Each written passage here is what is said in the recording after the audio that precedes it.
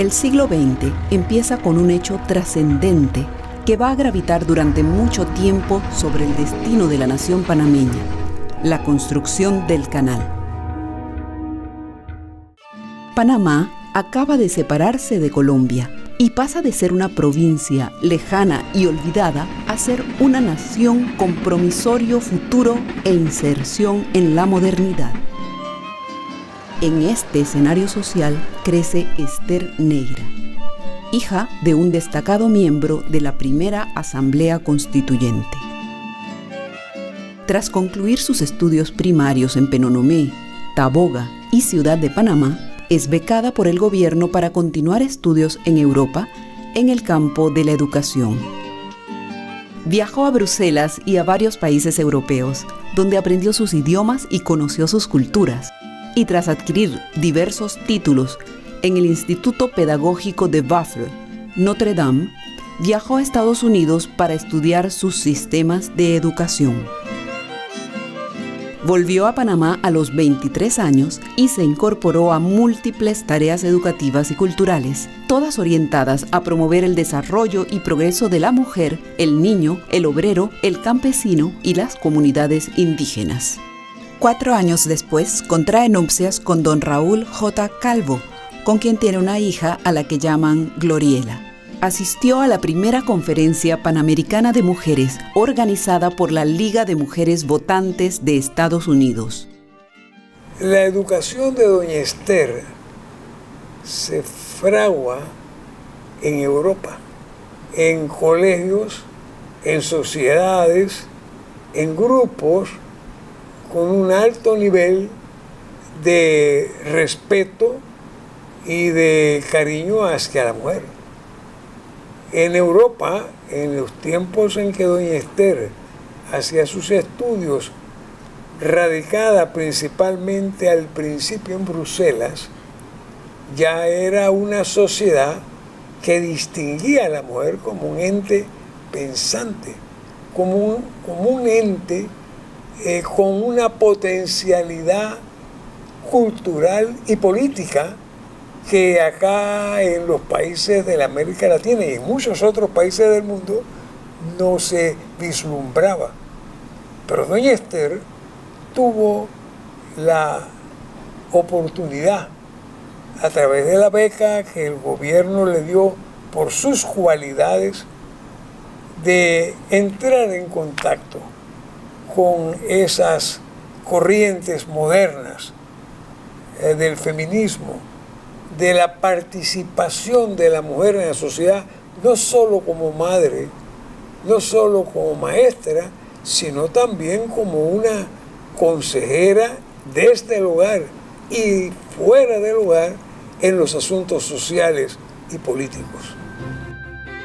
Junto a otras mujeres prominentes de la época, realiza acciones que son reflejo de la presencia en suelo ismeño del pensamiento europeo, que trajeron obreros canaleros de orientación socialista y anarcosindicalista, así como de mujeres norteamericanas de pensamiento progresista que ya exigían el reordenamiento de la sociedad panameña sobre nuevas bases de libertad y progreso.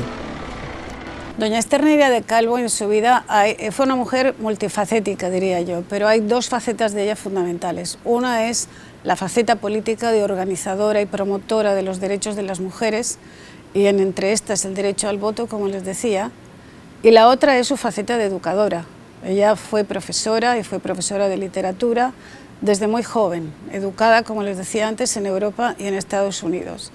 A la par de esto, fue la época más fuerte de lucha. En el año 1936, ella y Clara González estuvieron en las gradas de la Asamblea Nacional porque estuvo a punto de aprobarse en ese momento el derecho al sufragio femenino, y ahí el Partido Nacional Feminista, en el que estaba Clara González, y la Sociedad Nacional para el Progreso de la Mujer lucharon juntas por conseguir eso. No se pudo en ese momento, entre otras cosas, fundamentalmente por la oposición de Juan Demóstenes Arosemena, que era el presidente de la época, ¿no? Esas 2 facetas entonces siempre van paralelas, la labor docente de ella como formadora de educadoras, y por otra parte esa lucha permanente por los derechos de las mujeres, que luego se concretó, y esto es quizá lo más conocido de ella, cuando fue una de las 2 diputadas elegidas en la Asamblea para la Asamblea Constituyente en 1945.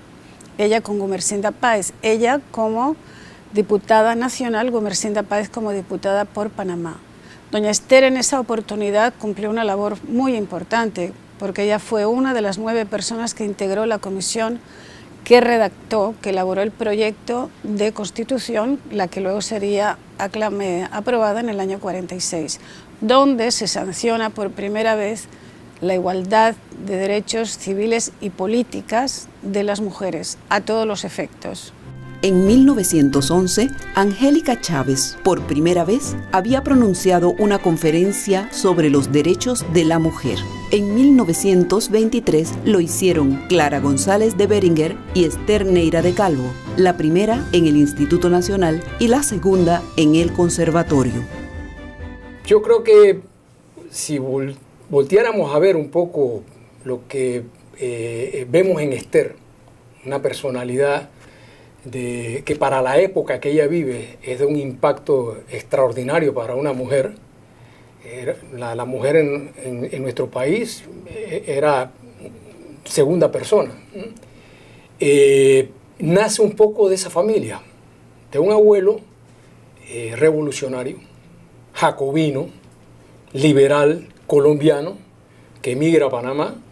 Pero mi abuelo es un revolucionario que vivió permanentemente en la guerra de los 1000 días, al lado de Porras, entre esos jacobinos que son derrotados al final, y él emigra. Porras todos sabemos que también sale del país, él emigra hacia Bocas del Toro, de donde sale con la República como constitucionalista.